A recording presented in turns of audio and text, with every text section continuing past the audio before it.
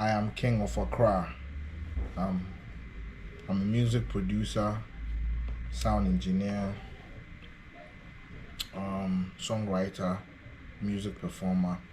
I mean, I do quite a number of things.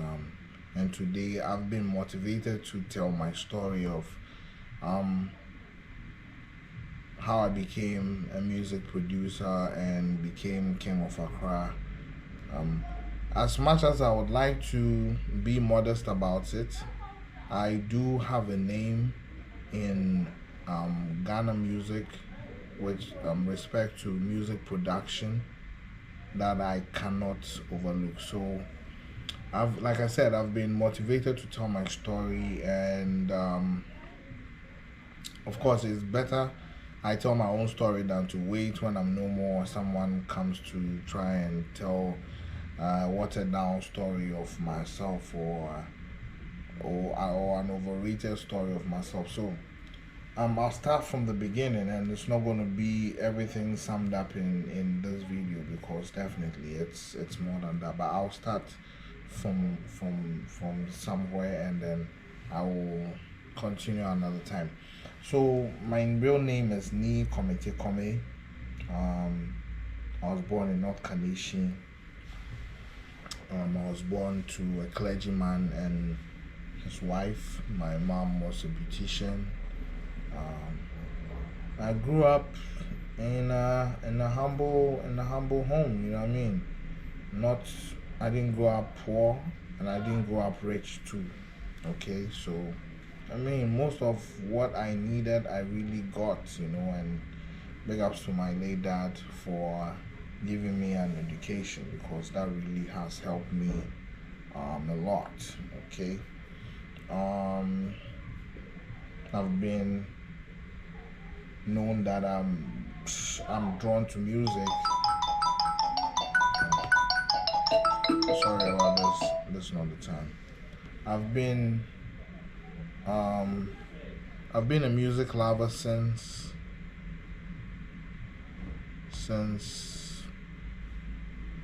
a kid. I've always been drawn to music, and even though my dad never spoke about it, I remember back in the day, on Saturdays, my dad had a mixer. It was a board, and it was a mixer. I had a like a position on the board for having. It was definitely a mixer board, because I remember it had faders, and then it had a place for slotting in cassette tapes, and I saw him working the board mostly on weekends, and then it got to a point in time I never saw the board again. But I think he either sold it or got rid of it some way somehow. So yeah, music has been something that has been in my home, because my mom also used to sing in a church, and my dad was a pastor. So I've been around music like all my life, and very much drawn to it. So it wasn't really a surprise for my family when I became a music producer, even though it was without their approval. It's not like I was being commended, or I was being told to continue doing it. No, it wasn't like that. My love for music definitely came with pushbacks. It wasn't all rosy and all that. But to an extent, I would have to give some props to my mom, because some of the stuff that I needed to come up, like a MIDI controller, my mom helped me acquire a MIDI controller. She gave me the money to purchase it when someone was selling off theirs for quite a cheap price. So that also helped. You know what I mean? So I'll skip to when I became a bit older, when I got into junior high school, what we call JSS.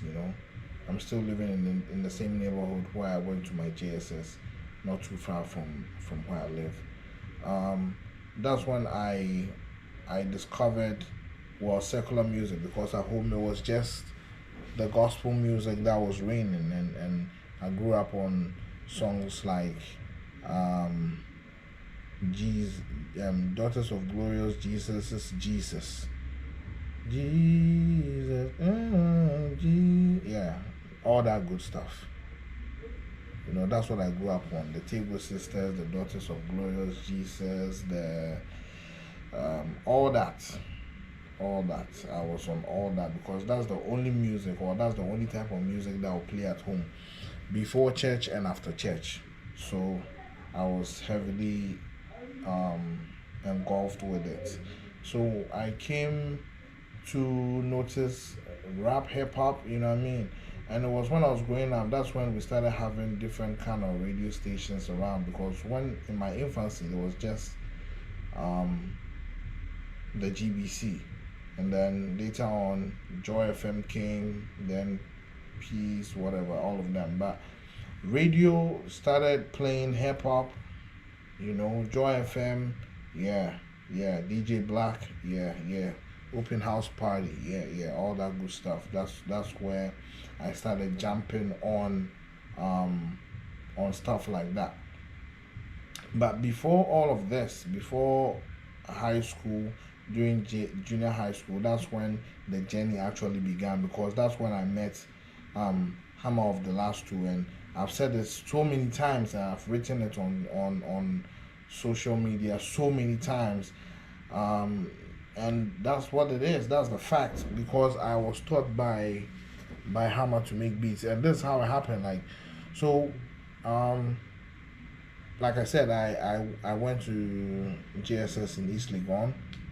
Shout outs to Elican School, and Hammer used to live in East Legon, and that's how I met him, because upon the release of our Bravos album, the Payboka, the album came up with both Obrafo and Hammer, because the beats were different, and that's that's that's how we all got to know about Hammer. And luckily for me, Hammer lived not too far from where I live and where I went to school, but I didn't get to meet him up until when I was about to leave East Legon for North Kaneshie. Like I told you, I was born in North Kaneshie.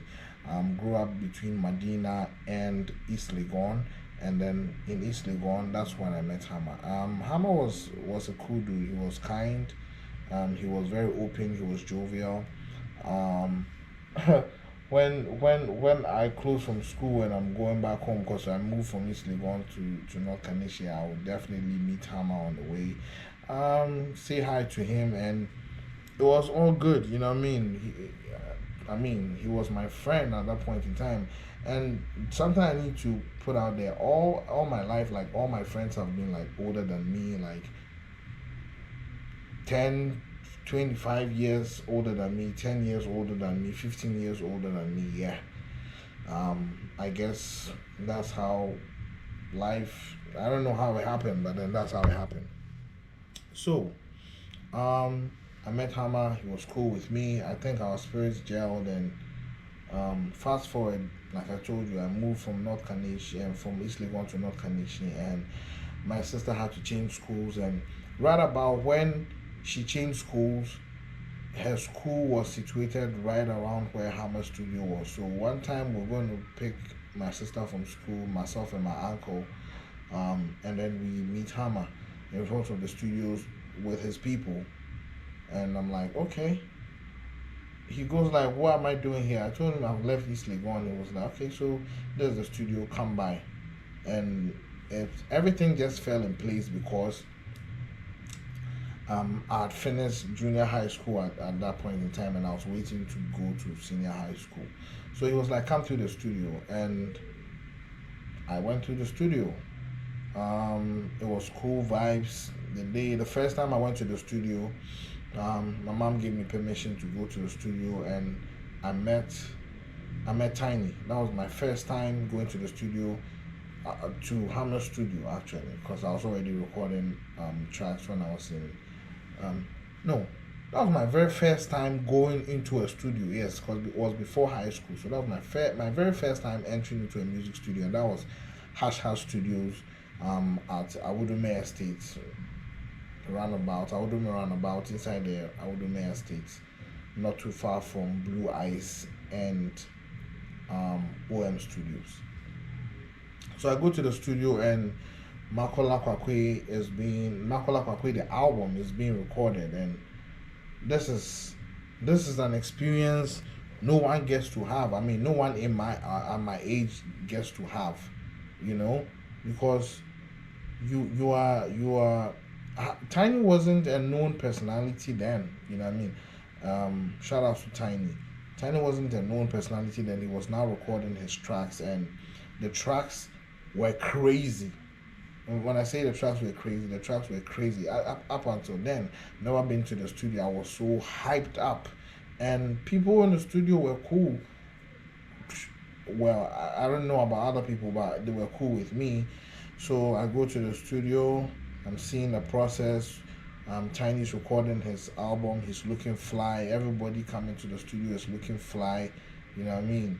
And I'm like, okay, this is home. I felt right at home. I didn't feel like it was out of place. I felt right at home, and the experience was mind blowing. The experience was crazy, mind blowing. Um,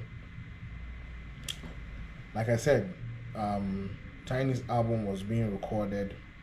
Um, Makola Kwakwe heard it for the first time, mind blowing. Um, that's my introduction to the studio. That's how I first got into the studio, and my mind was blown. There was nothing nobody could tell me. I knew that's where I belonged, and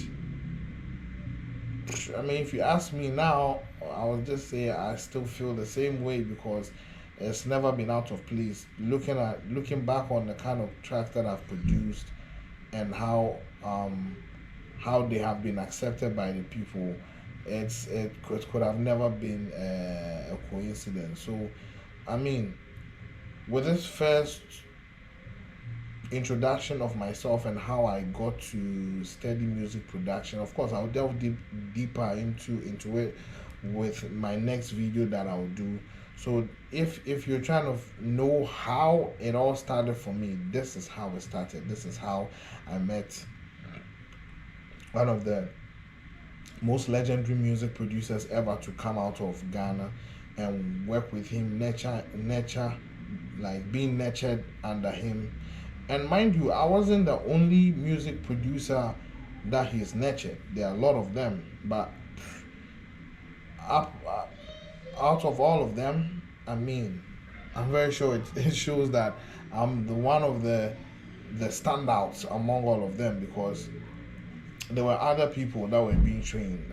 Thunder, Jay Foley, a couple of other guys, and it's been a blessing.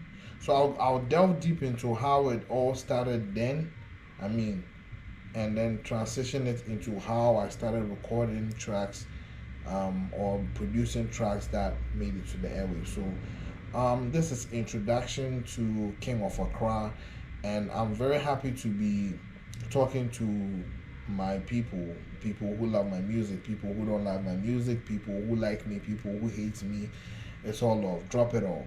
And make sure that you are tuning in because I'm going to give you the story. The story is phenomenal. So stay tuned.